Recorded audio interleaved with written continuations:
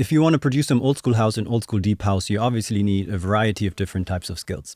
So in this video, I kind of want to take a look at a few different things ranging from sound design for keys as well as for drums, some mixing stuff, some music theory, but also some outside the box ways that you can use to create some cool sounds. So let's go.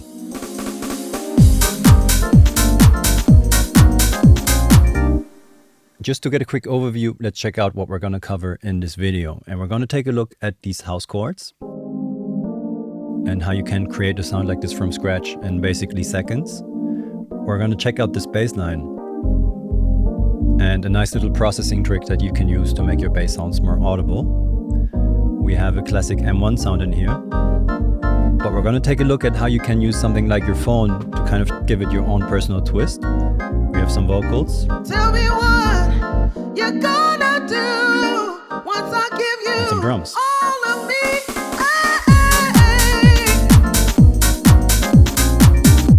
So yeah, that's what we're going to work on today.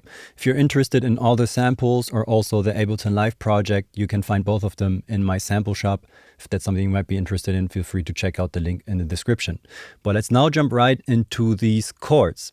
And the chords are kind of simple. We just have inverted major 7 chords, which are being transposed and pitched around.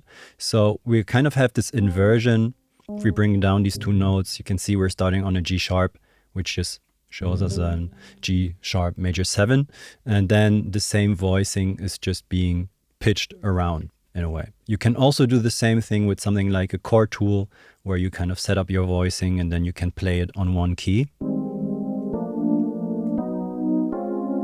But I kind of like to have a bit more control over the MIDI and humanize things a bit with this humanize function, for example, in Live. And with the chord tool, everything is kind of on the grid. So I either tend to create a new MIDI track and record the MIDI coming from the chord tool, or I just go right away into an own MIDI clip, basically.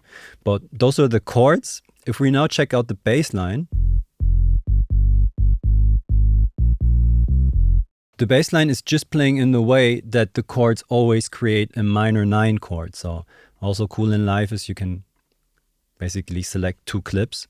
If we now bring down the first 2 notes of the chord again, you will see, okay, we have an F and then we get our G sharp major 7, which just creates an F minor 9.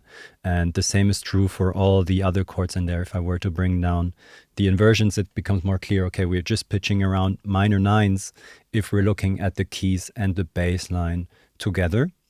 And then to kind of wrap up the notes, what our M1 organ is doing, it's just the same, but 1 octave higher than the key sound. So if we collect these 3 together, you can see, okay, we're kind of stacking these sounds on top of each other, which puts them into their respective frequency range, which kind of spreads them apart, makes them work nicely together, and they don't interfere that much frequency-wise, which is kind of nice. So together, these sounds sound like that. Okay, for the bass sound, we're just using one of my bass samples from my sample pack, but to make things a bit more audible, I added a second layer. This is the bass sample by itself.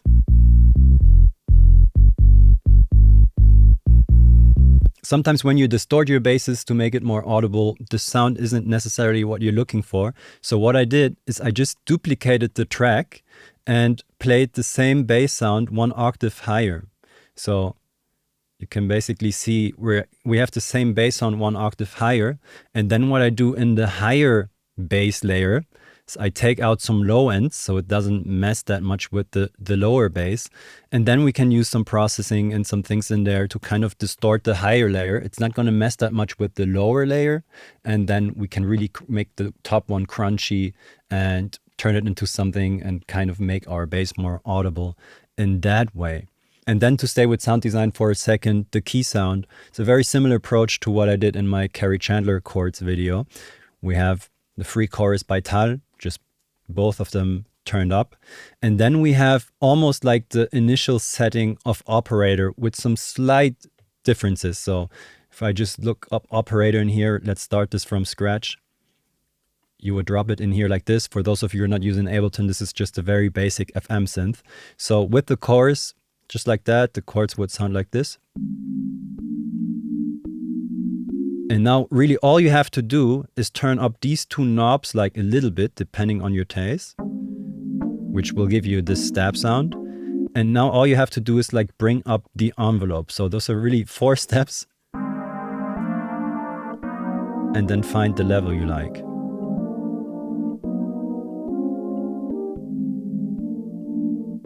Like this sounds cool. And you can modulate this to have some movement in there, but that's the very basic setup. So in a way, just drop operator in here, turn these two knobs up a little bit, and make sure the envelopes are turned up like this. Okay. So that gives you this nice chord sound, goes well together with the other stuff. Let's now take a look at the drums and how it kind of connects with the bass sound. Sometimes in old school house, you have these very knocky kicks, 909 kicks, which really cut through, and then you kind of have a fat bass. Something I maybe should add to bass lines. It really kind of matters if you want to get a nice subby fat club track. The key that you pick for your bass sound, or in general for your track, kind of matters, because certain notes will land you in certain frequency ranges. So usually 40 hertz is like almost the lowest that you want to go for a really nice fat sound. Many systems below that might have some problems putting that out there, and if the kick is much higher than 40 hertz, you might not have enough sub energy. So if you write your music in a way that you're kind of landing in this frequency range, so in F or G, you're kind of landing in this sweet spot frequency wise. If you're writing your track in B, it's already like up to 60 hertz, and you're kind of missing, if you don't have a kick that goes low enough, you're kind of missing that low end energy. But that's kind of another story. So yeah, so we have this bass which goes nice and low and subby, and then we want this nice punchy kick that cuts through. Back in the days in house music, people weren't necessarily doing lots of side chaining and things like that, and they wanted their elements to work together without having to be side chained. So kind of like we created our instrument layers, the bass, the keys in the middle, and then the organ on top, and they're kind of using different frequency ranges. They were kind of doing a similar thing with their drums and bass, for example. So you kind of had your bass that's kind of low, and then you had your punchy kick, which kind of above that frequency wise. And then they wouldn't even mess with each other that much if you crunch them together later and compress everything, because they're kind of in their spot. So some kicks are really knocky like this, comes from a 909, and there was a setting that you can turn to make a kick knocky like this. I opened up Punchbox, which has a 909 feature in here. I'm actually going to duplicate this so I'm not losing the other kick. As I said, you can find the samples in the sample shop if you check it out, if you don't have Punchbox and stuff like this. So basically in here, you have 3 features which you can use to tune your kick. So this is the pitch envelope, pitch, low and subby, and then the tune also. This could be kick like that. This is more knocky. Okay, so basically I created this, and then I had some processing, a bit of EQ. I don't want to go too much into detail into that, but I don't think you need kick synthesizers. I mainly use samples, but sometimes I will end up grabbing one like that. Okay, so together with the bass,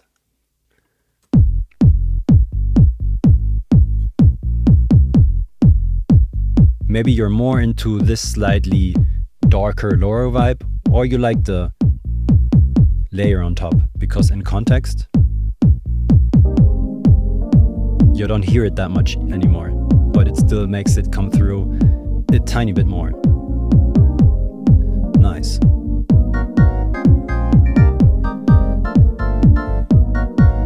Bringing the tops.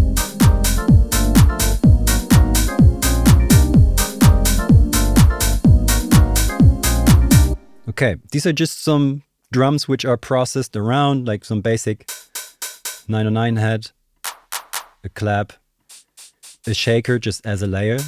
And then to kind of create this vibe of like, it's not like a reverb necessarily, but you can put like elements like rides kind of quietly behind your hi-hats or below your hi-hats to create this spacey vibe, but not have them take too much attention and control. Let's listen to the whole drums for a second. Sound a bit phasey, which can be cool to get like a dirty old school vibe, but check out the ride. Because of the masking from the open hi-hat, you almost hear the ride more on the beat than on the offbeat.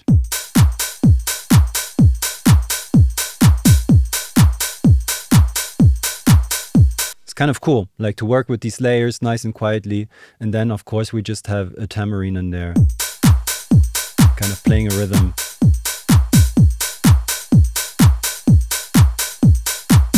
Cool. Now, something I wanted to show you, how I sometimes come up with creative ideas when I'm kind of stuck.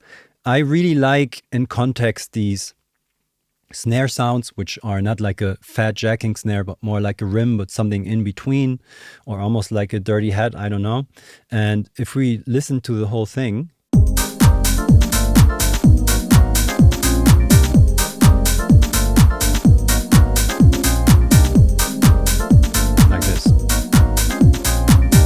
okay, what I wanted to show you, sometimes to dirty things up a bit and make things a bit more lo-fi, I just record something with my phone, for example. I was listening to the song on my speakers, and I just grabbed my phone and used the voice memo app to record a layer of the house organ. I threw a little gate on there and some chorus. This is the sound itself.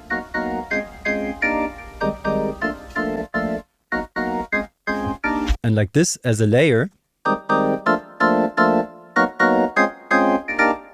can be kind of cool.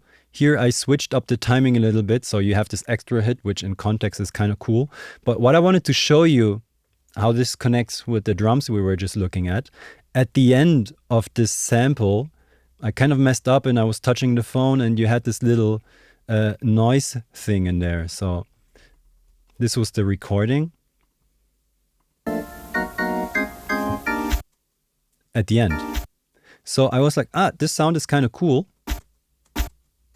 If you just snap it, it almost sounds like a snarey thing with a chord sound in there. I kind of like that. So I threw some EQ and things like that on there, and I put it into a simpler over here. So that's the sound that you heard before. To make it sound more like a snare, I kind of dipped out the notes of the chord that came from the organ. So like this, it sounds like a snarey chord step kind of.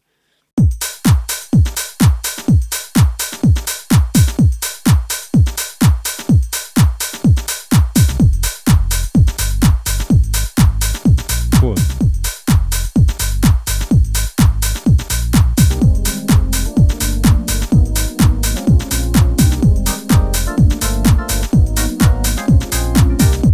Nice. Okay, so we have these elements. Sometimes I also like to throw an a cappella in there. I'm sorry. This is actually by Carla Prada, Behind the Groove. What you're going to do, you can buy this on Beatport. So this time I got it from there. And I had the whole vocal here, and then I usually find some chops.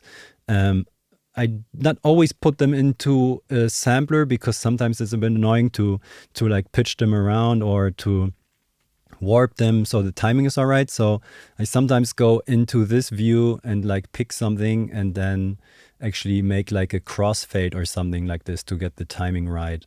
And that's what I did here. So I picked out some things.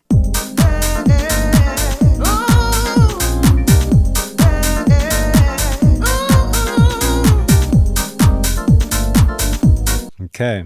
For the vocals, I also kind of did the same thing I did for the organ and recorded like a second layer with the vocal part I wanted. You can use these layers to then kind of create some extra lo-fi vibes, or for example, just put some delay and things like that on the second layer that you recorded, or like make it come in a bit later. Just some creative ideas to kind of mess with the samples that you're using. So yeah, from this point you can maybe kind of start to grab some ideas to get into an arrangement. So let's do that real quick and maybe record.